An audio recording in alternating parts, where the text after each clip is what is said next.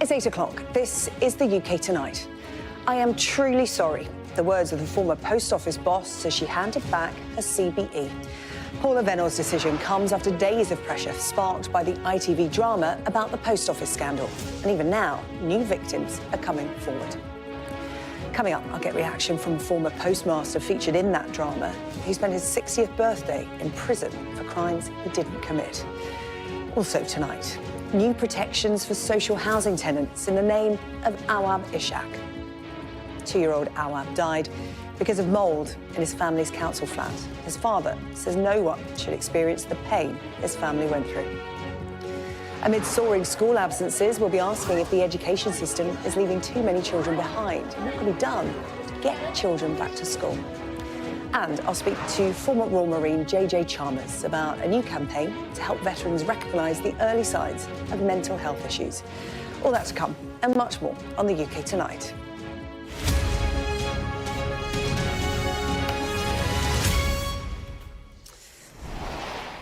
But we start with that development in the post office scandal. The former boss of the post office, Paula Vennell's, today giving back her CBE.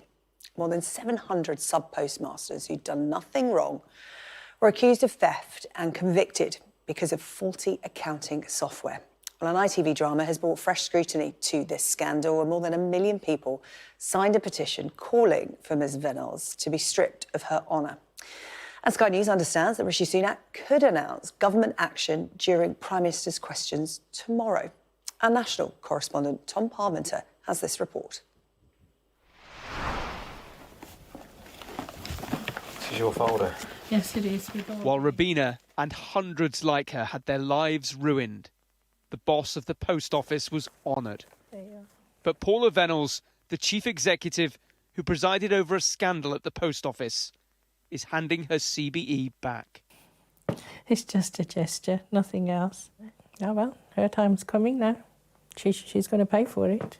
In her statement, Paula Vennell's said, "I am truly sorry for the devastation caused to the sub-postmasters and their families, whose lives were torn apart by being wrongly accused and wrongly prosecuted as a result of the Horizon system."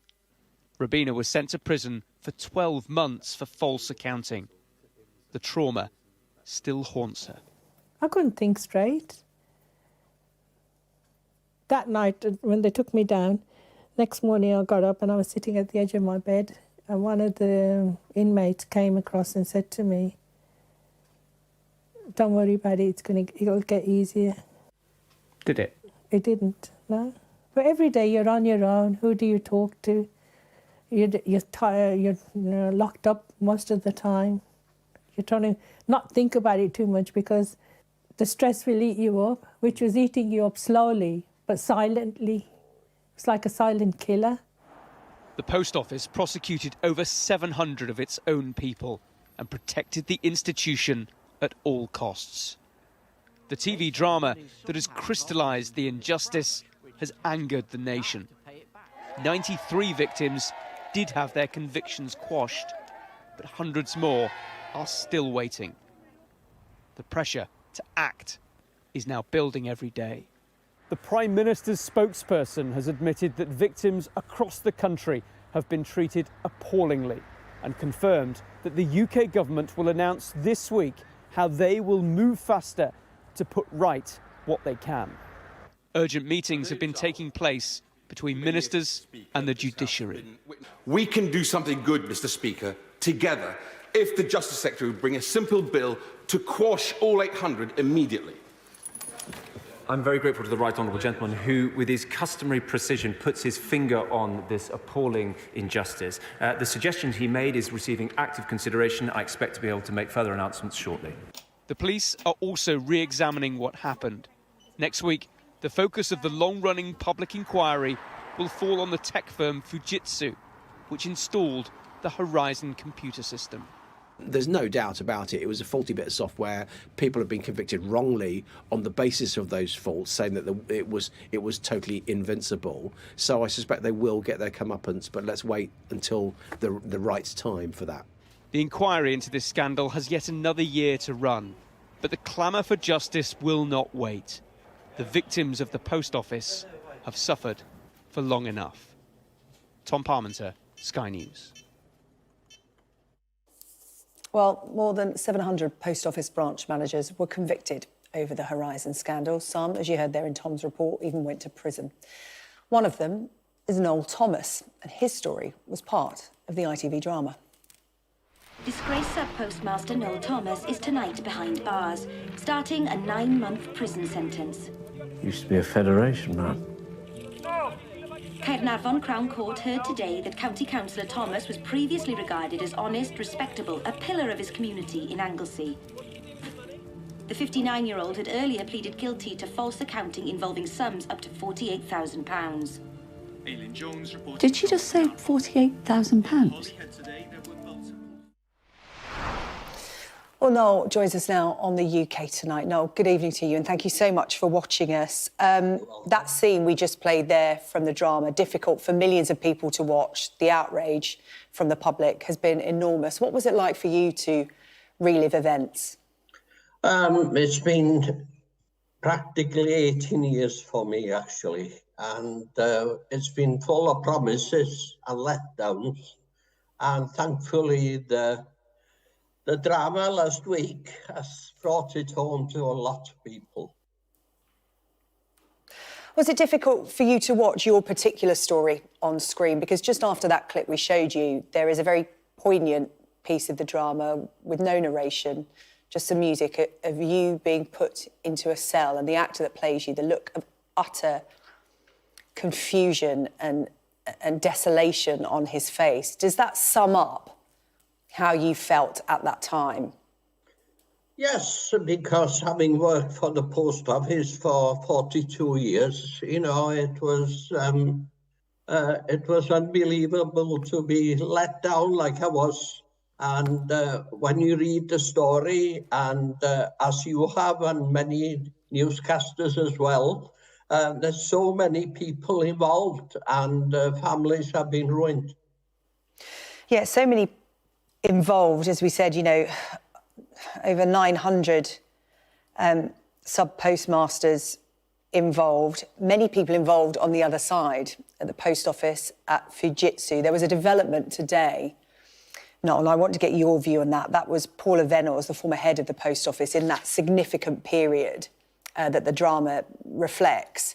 She handed back her CBE today after significant public pressure, over 1 million people signing a petition.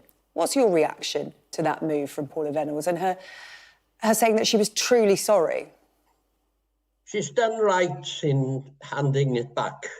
But I must say, and I think people haven't realised until this drama's come out, there's been so many people involved in this.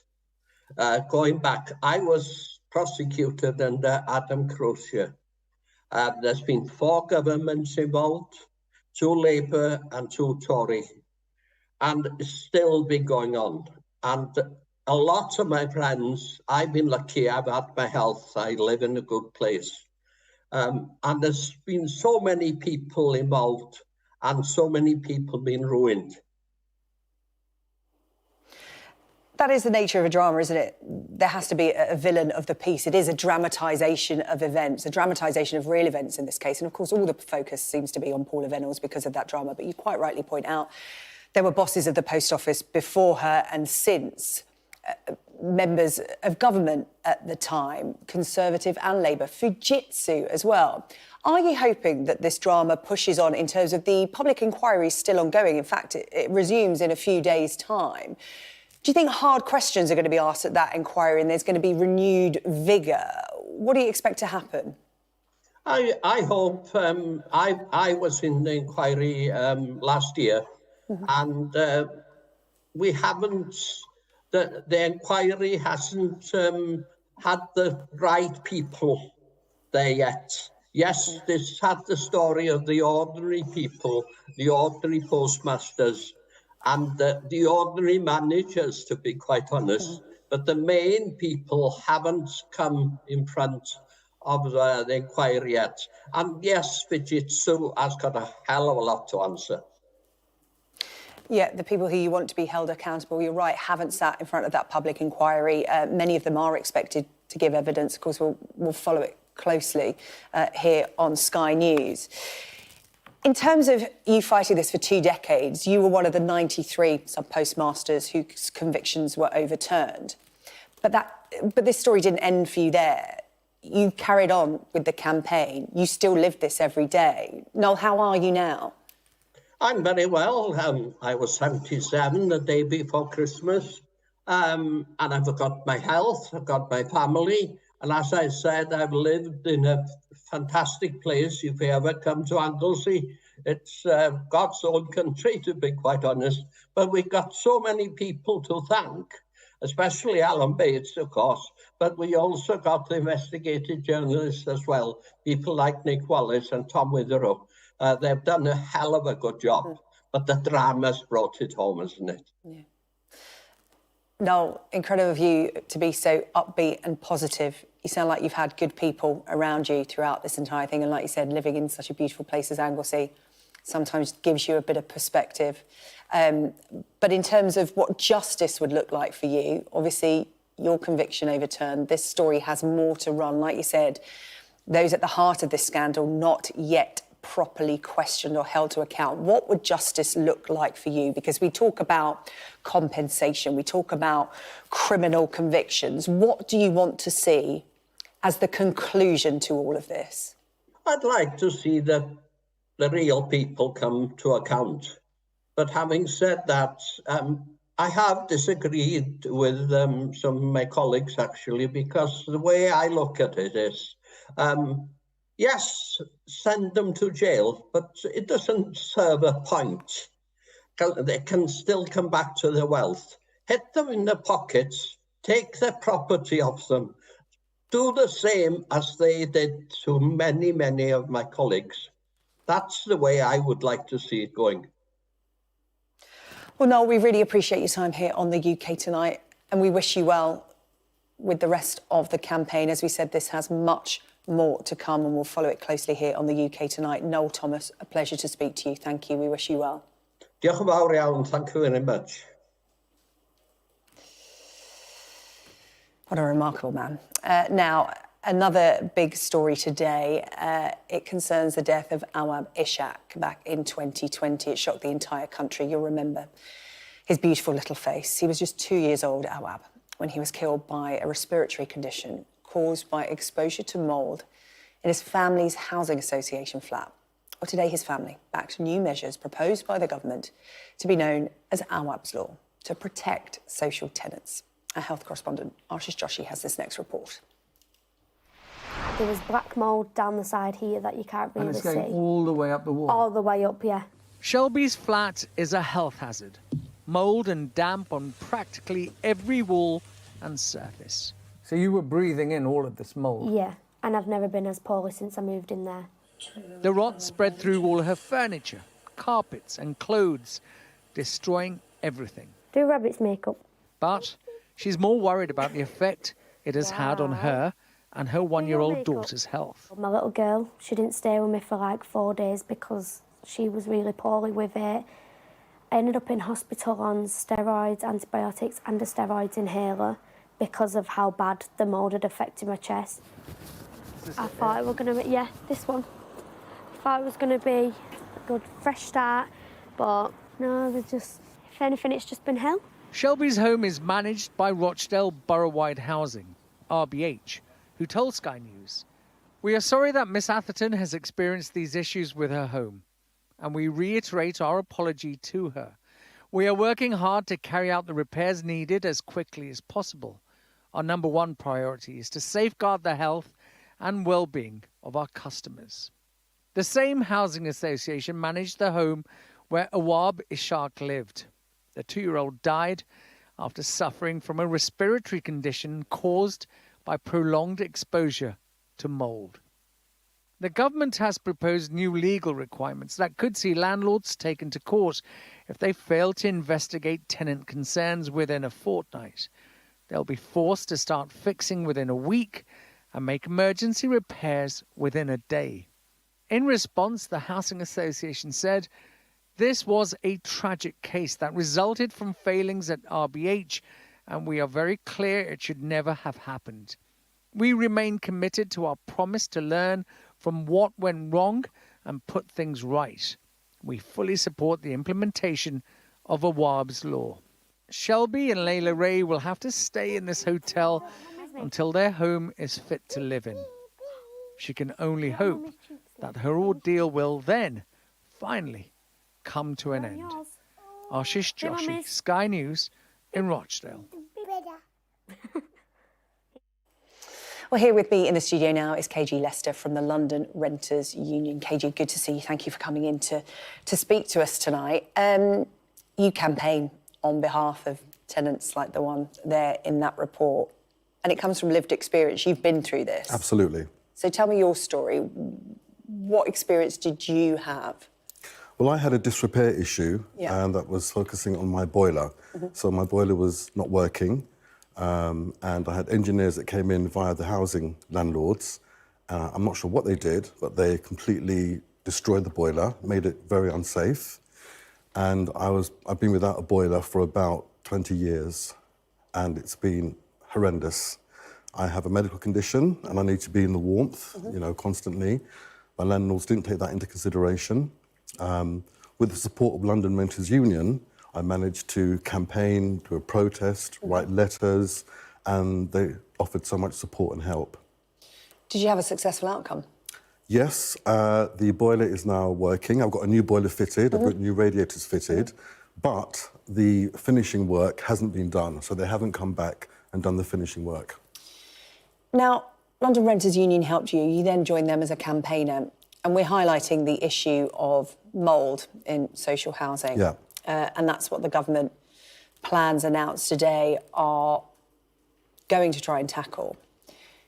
What have you heard from people that are coming to the union about the state of social housing at the moment? Because this is a massive problem and it seems to be getting worse, not better.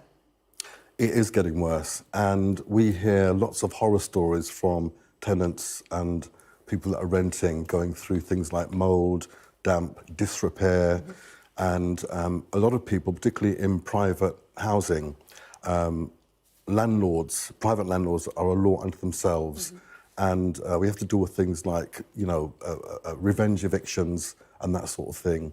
So there's a wide scope of stories that we hear from people, and we try to help as much as possible. What do you think about the government's announcements today in terms of tackling this issue? I think it's okay. I think it's too little too late, personally. Something has to be done, and for me, I feel this is a forced step by the government. This should have been done ages ago. And I really encourage Awab's law. I think it really needs to go through, and there has to be, you know, significant changes to the housing system because it's not working at the moment for a lot of people in social and private rented sectors. What would be your advice to somebody who is watching tonight and is sitting in a flat or a house looking at their walls, and they're like the walls we saw in that report, black mould, and we know how harmful that can be. We saw that with Awab and his father saying no family should go through that. What would your advice to them be? Because obviously you go through the usual channels, you report it to your landlord or the social housing agency, but so many people are saying they are not being listened to and it's not being treated as a priority. Right. And for me, that's the fault of the government. But I think what people need to do is take lots of evidence, so take pictures, have videos of what they're going through in terms of the mould and the damp or whatever the situation is. And if they're not getting support or help via their landlords, they should then try to contact councils, like their local councillors, or lobby their MPs. The MPs are there for a reason. In my personal experience, I think it's really beneficial joining a housing union, if you can, because they act as another support system for you as well. There's also the housing ombudsman to contact as a final resort. But I just think, you know, grassroots campaigning and activism really helps. And if you work collectively, I think it's better than just suffering by yourself. Yeah, and London's Renters Union, as part of that, you've made a documentary, Hostile Housing, documenting what you've been seeing just in London? Yeah? Just in London, primarily, yes, yeah. Yeah, it's just a snapshot of what's happening up and down the country. OK, KG, we really appreciate you coming in to talk to us on the UK Tonight. Thank you so much. Thank you. Thank you. Still to come here on the UK Tonight. As school absences soar, we'll be discussing how to get kids back into the classroom. And scientists warn of alarming rising temperatures as 2023 is officially recognised as the warmest year on record.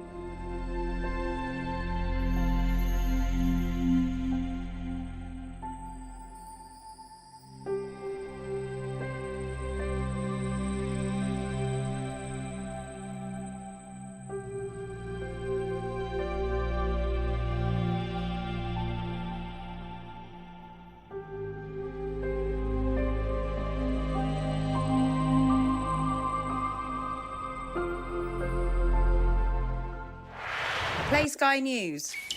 From the Sky News Centre at 7. Now that you're up to date, we can go into a bit more detail. Things can change incredibly quickly. Taken by surprise. Have you ever known a moment like this in British politics before? Yes. Cheers. We'll start with breaking news. Let's get the latest on the ground. So, by the end, we'll hopefully all understand what's going on in the world just that little better.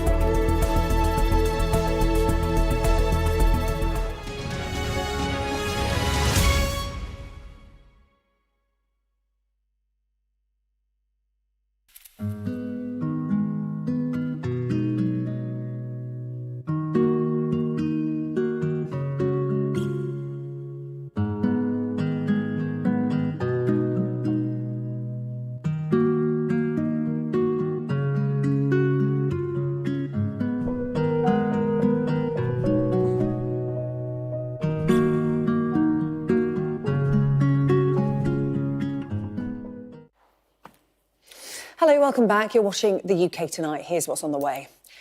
How government flea funds could provide a lifeline for survivors of domestic abuse. And I'm going to speak to former England captain and World Rugby chairman Bill Beaumont as the world of sport remembers Welsh great JPR Williams. Right, let's take a look at some of the other stories making news in the UK tonight. And 2023 was officially the world's hottest year on record. Global temperatures reaching close to 1.5 degrees above pre-industrial levels. Well, according to Copernicus Global Climate Highlights report, almost half the days in 2023 were more than 1.5 degrees warmer than the pre-industrial average. Scientists are now warning that the world is moving dangerously close to the 1.5 degree limit, which nearly 200 countries signed a pledge to avoid. That was as part of the 2015 Paris Agreement.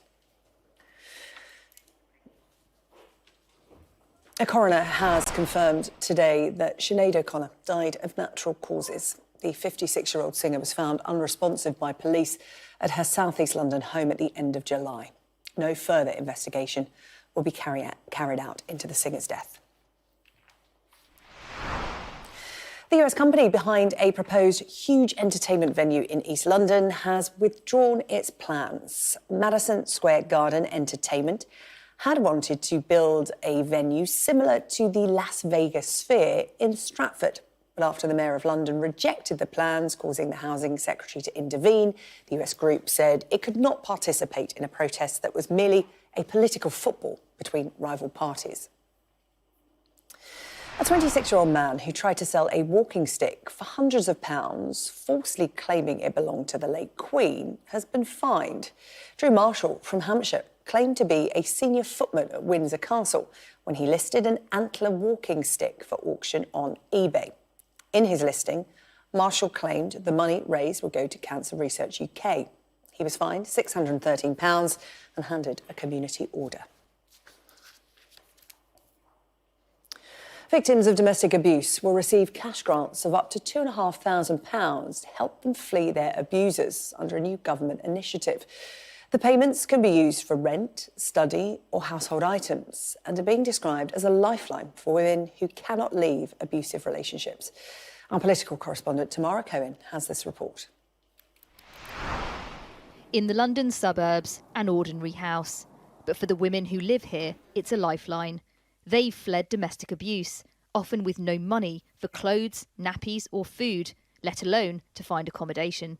I came here because I was scared. My husband was beating me, he was hurting me, and I couldn't find any help. This victim, who spoke no English, ended up sleeping rough before coming to this women's refuge. It was really scary. It was a new country, I didn't know anything, and I had to leave my daughter behind. And we're trying to push for that necessary change in that. Staff here are being told about a new Home Office scheme, which will give hundreds of women in these dire situations access to cash payments of up to £2,500. There's going to be a lot of demand for these payments and not many of them to go round. How will you decide who gets them? There's never been anything like this scheme before. No government has done it. No government has provided direct cash grants to support people to leave domestic abuse. Of course, we're going to have to see how it works, or it may be that we need to increase funding. The point of this initial cash injection is to give you the security and the confidence to make that first move to leave the relationship and hopefully come to a refuge. And after that, there's a more substantial amount of money that's available to help you get back on your feet, so to pay for your first few months of rental in a new accommodation, to help you look for a job. For some, it could make all the difference. It's a very good idea. When you can buy things, you feel more confidence. I would do a course. It's a start. The scheme will be rolled out across England and Wales through women's aid charities. A pilot last year for 600 people prevented some women going back to abusive relationships. For those in the worst of circumstances, the chance of a way out. Tamara Cohen, Sky News.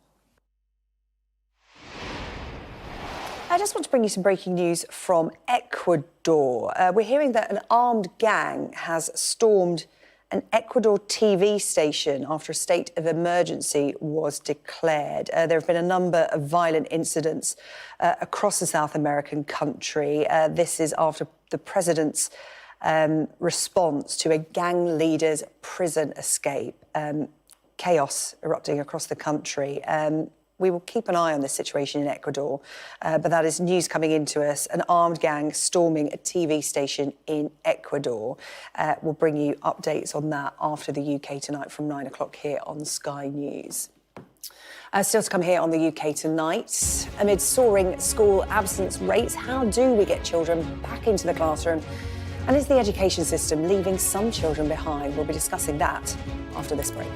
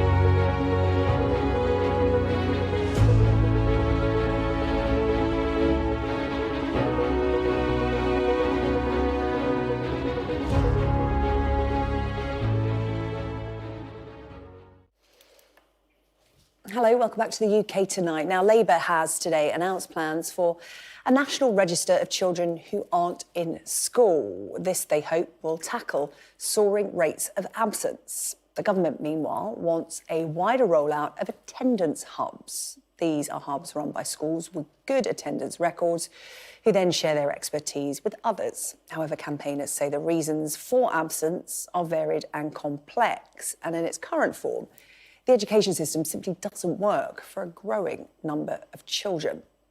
More than a fifth of pupils in England were persistently absent in the autumn and spring terms of the last school year. That means they missed 10% or more of school sessions.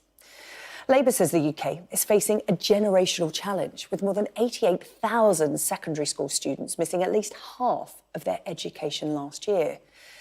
But in a sign of how attitudes may have changed since the pandemic, a recent poll suggested that more than a quarter of parents believe it's not essential for children to go to school every day. So why are these children missing, and what can be done to get them, to help them back to school? To discuss this, I'm joined tonight by Ellie Costello, the director at Square Peg, which is a charity that supports families whose children struggle to attend school, and the head teacher of Oasis Academy Brightstow, Andrea Davis. She also joins me tonight. Good evening to both of you. Andrea, I'll come to you first. Those stats are quite startling. Absenteeism far higher than before the pandemic. It's a big problem at your school. Why? I think you've touched on it previously. It is complex, and I think the way that we've approached it at Oasis Brightstow is more holistic. I think what we need to be doing as a academy and other academies across the country really is looking at it being child-centred, looking at that child's lived experience of education from birth all the way to now, to date, and considering what that looked like for that child, because not everybody's journey through education looks the same. And I think for us as an academy, we approach it from that kind of relational approach, looking at has there been any trauma for that child that might have impacted on their development, etc., so that we can really put together a complex plan. That is, in the context of the landscape post-pandemic where services are stretched. And that's one of our biggest challenges as an academy from our perspective, is we are working with the families, we are working with the young people, we've got a hub model at Oasis that works more broadly within the community, looking at housing, etc. But it is that availability of the services, because a school can't be everything to everybody. It is beyond the school gates. And I think if we're really going to tackle attendance, we have to all come together really and start to transform these communities together. Yeah, Ellie, why do you think absenteeism is so high in terms of that's a lot of children missing out of school, missing out on education? We're not just talking about truants here, and you do hear so much about parents being fined if their children don't go to school. It's not the parents' fault often, it's not the child's fault. There is a sort of punishment system in place rather than a seeking to understand and help. And is that perhaps because of a lack of resource? I think you've hit the nail on the head. I think that absolutely we're seeing the impact of 14 years worth of austerity biting, but also a really shifting education landscape in terms of expectation standards, attainment, pressure, data set targets, high performance. There's a lot sloshing over there. And of course, we've got suffering from within the profession as well as within children and families. And the things that we hear are very similar to the conversations that we have with professionals as well, in terms of anxiety, feeling too sick to work or to go to school, really feeling the pressure. So I think we've seen an enormous amount of change in a very short amount of time. Layer on that a pandemic, and we've got a perfect storm on our hands. So I think added to that as well, I think parents are really attuned to their children's well-being and development and are alert when these things aren't going on. They cope for a long time behind closed doors. And I think, like everybody, they've reached the point where the camel's back is broken. And often our families, who are termed ghost families, actually feel that they're not waving but drowning for a very long time and are ghosted by systems. And I think, as was highlighted, schools really are expected to do more with less and be all things to all people, but they can't, and it does take a village. And children and families are left outside that village often when their child doesn't fit. Andrea, I'd be interested to get your thoughts on something that surprised me from the statistics out today, and that was the change in attitude. 1 in 4 parents think it's not essential for their child to attend school every day. I take Ellie's point about austerity, but the pandemic played a part in that change of attitude, perhaps. You look at the way adults and the workplace, their relationship change. You know, people now work from home, they work 4 days a week. Is there a shift to that with schooling? Because, of course, the traditional structure and pattern of education went out the window. And now, perhaps, some parents are thinking there's a better or different way that would better suit their child. What do you think about that as a head teacher? Yeah, absolutely. It's definitely something that we've experienced at Brightstow. We've done lots of work around attendance, and at times we get to a point where we've got success stories with the child wanting to come into school, but sometimes the barrier is that home link with that parent, and it's trying to work with them, as I said earlier on, holistically. It's not just about the punitive aspects of improving attendance. It is around working with those families to try and re-educate them on the benefits of their child access and education. Just to give a couple of statistics, we looked at our Year 11 data last year, and those children who had 80% attendance or low, on average, achieved 1.5 grades lower, and that doubled to 3 grades lower when their attendance was below 50%. And it's the knock-on effect of that then post GCSEs, then as they go into the world and look for employment, etc. So it is very much looking at working with the parents as well, not just actually post-pandemic. I think this has always been there, but perhaps the pandemic has just exacerbated it. All of our, well, as humans, actually, we're shaped by our experiences, aren't we? And I think some of our parents may not have had such a positive experience in school, and that feeds into, I think, some of their perceptions as to whether school is important or not. And I think just to end on, when we talk about persistent absenteeism, that's 90% attendance or below. And we've had conversations with our parents. 90% in layman's terms, you know, that's a good thing. If you get 90% on your assessment, for example, in school, that's a positive thing. That's only one. That's only missing 2 mornings, for example. It could be a week, etc. And that is lowering a lot of their attendance. So definitely working with the parents alongside the child, but also valuing their voice. So we're trying to put the children's lived experience and their voice at the heart of what we're doing, but it's also the parents' voice. That's really important to understand their journey through education, to know how to support them. Well, you two get it. I'm going to put this to you, Ellie. Do you think the government and indeed Labour get it? Because they both made big announcements this week about what they're going to do to tackle this problem. Ellie, do you think they've grasped it? I mean, you've got the government talking about attendance hubs, you've got Labour talking about breakfast hubs. Do you think they really understand it? I think they're starting to. I think the links between children with additional learning needs and disabilities and mental health is definitely now part of the conversation. I think there's a growing awareness and recognition that that is part of the problem. But I'm worried that it is actually tinkering around the edges a little bit, and it isn't going to be as transformational and ambitious as perhaps it could be. I think we've got a worrying language creeping in about being tough with parents and holding high standards. And parents, by and large, are doing the very best they can in the best interest of their child with the tools and capacity and resources as they have. So I think that there is a disconnect there in terms of understanding and speaking to and for and with parents. And I think that relationship really does need some work, because we're all tired of being told that we're not good enough and that we're not holding high enough standards for each other. And actually it is time. I think attendance is an exciting landscape and an opportunity to do things differently. And I think schools have a real appetite to come together with families and want to do that. But I think that there's so much pressure. We've got 100% attendance targets. Which employer that we've ever worked for have 100% attendance targets? So I think we need to be realistic, pragmatic, understand that actually being ill and being socially responsible and actually having a rest day can save you longer off as well, but also trying to soldier on through if and when you can. So it is about just being realistic and human about things and being kind and compassionate, just as we would expect to do so with our colleagues in work. A great note to end on. A really interesting discussion. Thank you both so much, Ellie Costello and Andrea Davies. Thank you.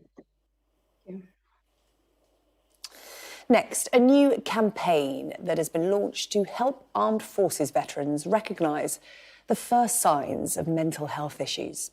Leading this campaign is JJ Chalmers, former Royal Marine, who suffered life-altering injuries in Afghanistan. And he believes that we shouldn't be waiting for people to reach crisis point before taking action. You'll recognise JJ, familiar to us from our TV screens and our TV personality, and doing great work in this arena. JJ, welcome to the UK Tonight. Thank you so much. This is a service that has always been there for veterans via the NHS. It's being expanded. But you really want to highlight it because, you know, we talk about a scale of mental health. Anxiety is not the same as depression. Physical is valued over mental health. But that really isn't the case, is it? This should be a conversation at the very start of when you leave the armed forces. In fact, it should be a conversation that essentially happens when you join the armed forces. And in fact, I would hope that any sort of employer, and even talking about education that you should be talking about, is an integral part of understanding our own health and well-being. And of course, we focus within the military so much on physical health. It is a huge part of what we do, and it is, you know, not just by what we have to do for a job, but equally it's within our culture, this sense of fitness. But actually, you know, that sense of mental fitness, for example, is a big part of our culture as well. You know, I was trained to be resilient. I was trained to be determined. But for all the improvements that we have made within the sort of the mental health space when it comes to the negative aspects of it, we still often treat mental health when it gets to its worst point, and it's at crisis point, and now here we are, we're going to do something about it, when sometimes actually in many ways it's can be a bit too late because the damage has intrinsically been done by that point. And it's not too late because obviously, you know, you can always come back from a crisis point, but it's a much tougher journey. And so yes, I would encourage anybody to be mindful of mental health first and foremost, and that you have positive and negative mental health within that space. But also there are services there for you throughout that journey. Yeah, and as part of these services, you know, a lot of it is run by veterans for veterans, and I'm interested in the fact that there is no timeline for recovery. We talk about mental health and, you know, supporting you, but it's actually maintenance, isn't it? And I was quite interested reading an interview with you that you gave a little while ago saying, you know, 13 years ago, what happened to you in Afghanistan was meant to be your toughest point, but actually 2023 for you was mentally the toughest year you've had. Why was that? I think that's an important sort of story to put out there for people, because there is no timeline for recovery. Yeah, absolutely. I mean, obviously, you know, my journey and my recovery was very physical to begin with. And in many ways, I saw great progress because I was very fortunate to be extremely well looked after physically and mentally along the way. But I always felt like I was sort of defying the odds in some respects. I was always mindful that we sometimes call it the black dog, that it is there, it's lurking, and you must, you know, be very mindful that your mental health can ultimately get the better of you. And that can happen for a multitude of reasons, and sometimes it can be from personal circumstance, and that could be through employment, that could be through personal relationships, it could be a whole number of things. And I think it's when that sort of perfect storm forms as well. And when you're not coming forward with it at a point. Now, I've been very fortunate, you know, with the struggles that I've faced throughout my recovery, and particularly recently, that I do have very good people in my corner, many people that I served with, recovered with. And so, for example, I've not had to use the services of Op Courage, but others are not so fortunate. You know, when they've left the armed forces, they've become isolated as a result of leaving a community that they were part of. I've been very fortunate to remain part of the community, not just within, you know, publicly, I suppose, you know, the work that I do with the armed forces to this day, but equally, you know, I didn't lose touch with those that I served with and that I recovered with. And so they've been a big part of my recovery. And so, as you said, having this service that is built by veterans for veterans. Yeah, it's called Op Courage, the NHS England's mental health and wellbeing services for veterans and their family. I'm glad you mentioned loneliness. Loneliness doesn't get a look in, does it, when we talk about mental health normally? But it's such a huge problem. There always seems to be a ranking for suffering, but there isn't. If you're struggling in any way, shape or form, please seek help. JJ, pleasure to talk to you and all the best. JJ Chalmers, their former Marine.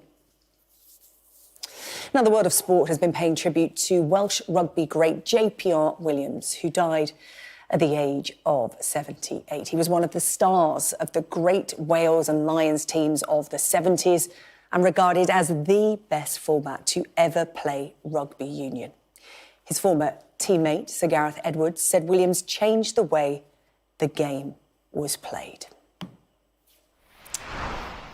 Formidable figure in the sports, joined by another one now, World Rugby Chairman and former England and Lions captain, Sir Bill Beaumont. Sir Bill, really good to have you on the programme tonight to remember JPR. We talk about the greats of rugby. Where for you is he in the Hall of Fame?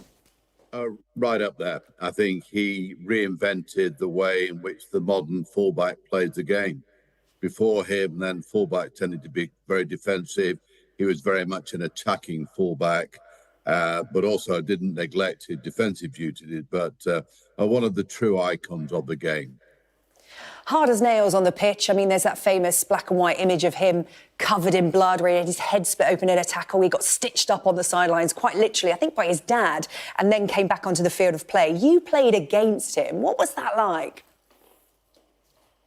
Him and he had he played in an extremely good Welsh team. They were better than we were, and he had the great distinction of never having played on a losing side against England, which is. But he was one of the all-time greats. If you look at that era of Welsh players, Sir Gareth Edwards, Phil Bennett, Barry John, Gerald Davis, JJ Williams, Mervyn David, names that just roll off the tongue that would walk into any World 15, even today.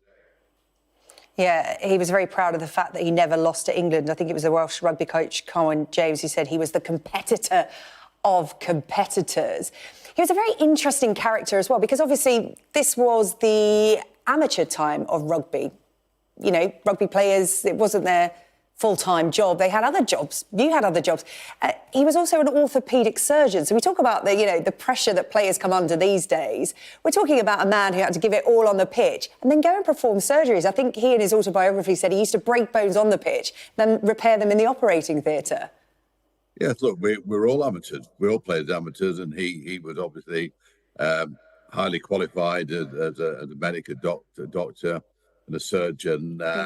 But the sort of uniqueness about the game of rugby in those days was that the dressing room was full of all different sort of people, different walks of life, different jobs, and sort of whether you were sort of a medical student or whether you were a joiner or a plumber. It sort of made nothing against joiners or plumbers, by the way.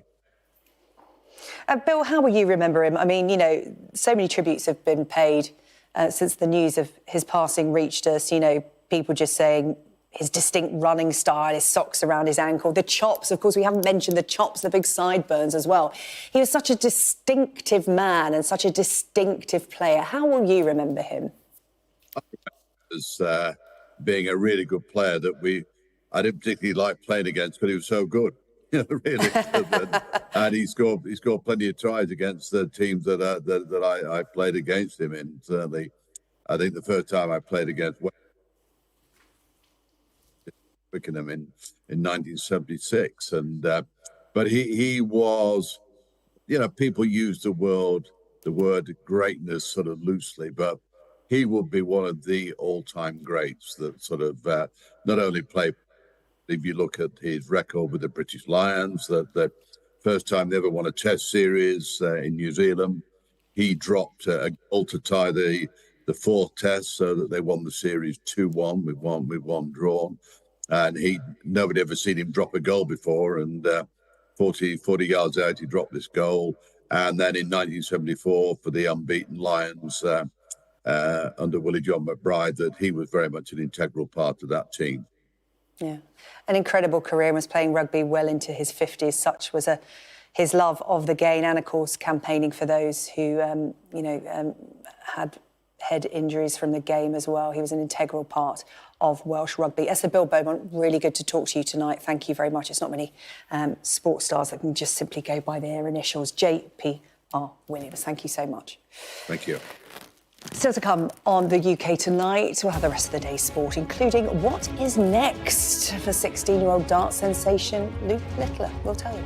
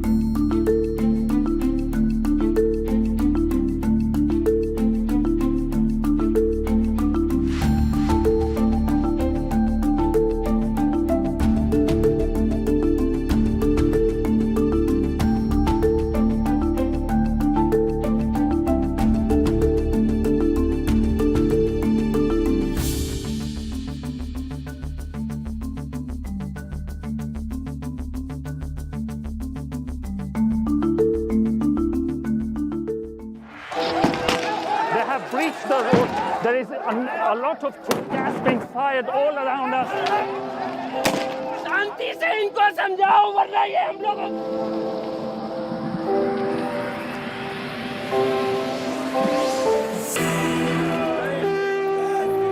It is an absolute carnival kind of atmosphere out here for Prime Minister Modi's decisive victory.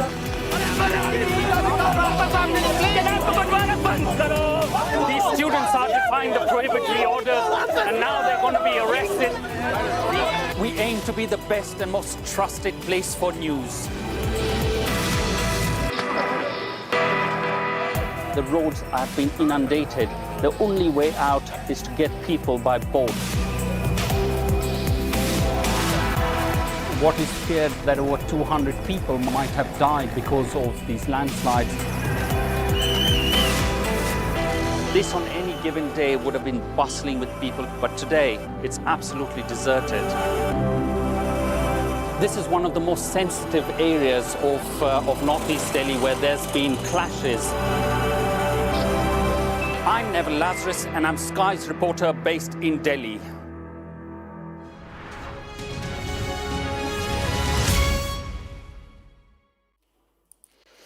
Hello, Teddy is here with the sport, and we are talking about Luke the Nuke. You remember Luke Littler? He's a 16-year-old dart sensation. He happened a couple of weeks ago. You can't forget him, can you? Last week, I think, yeah. Yeah, just last week. I was there, of course. God, what a night. But big things to come for him. And he's been given some advice from another then-teen sensation right at the start of his career, hasn't he? He certainly has, yeah. You'll know, being down at Alexandra Palace to watch that wonderful run to the final and then lost out to cool hand Luke Humphreys in the end, the world #1. But Luke Littler's a very temperate character at 17 in a couple of weeks' time. But Ronnie O'Sullivan, perhaps more of a kind of charismatic, eccentric type character, won his first UK Masters at the age of 17. Has just been saying, actually, there's a piece on the Sky Sports website as he plays at the Masters, that his advice to Luke Littler was to get a mentor a la Sir Alex Ferguson around him and perhaps plot a similar path to the understated Stephen Hendry rather than Ronnie O'Sullivan, who's had his demons away from the game and has been a combustible character at times, but said that perhaps he'd try and steer him away from too many perils of the limelight. I think that's good advice, don't you? Just 16, 17 in a couple of weeks. OK, what else is coming up in the sport? Yeah, busy night in football as well. Chelsea and Middlesbrough in the League Cup semi-final. Tell you about in just a second. This Sky News Sports Bulletin is brought to you by Vitality. Getting more people more active. Live life with Vitality.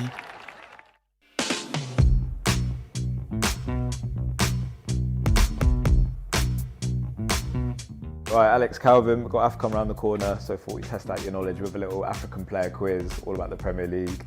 Alex with a slightly fresher trim today than Calvin. So you already 1-0 up.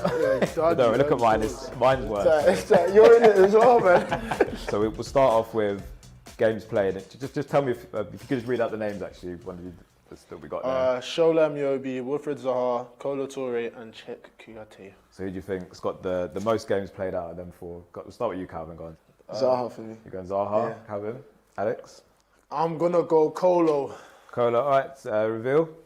Come on, knowledge, knowledge. So we got here. We've got yellow cards. So we've got Cheick Kouyaté, Doucouré, Abdoulaye Doucouré. This Sky News Sports Bulletin is brought to you by Vitality. Right, let's take a quick look at the weather now. Warm memories wherever you go. The weather, sponsored by Qatar Airways.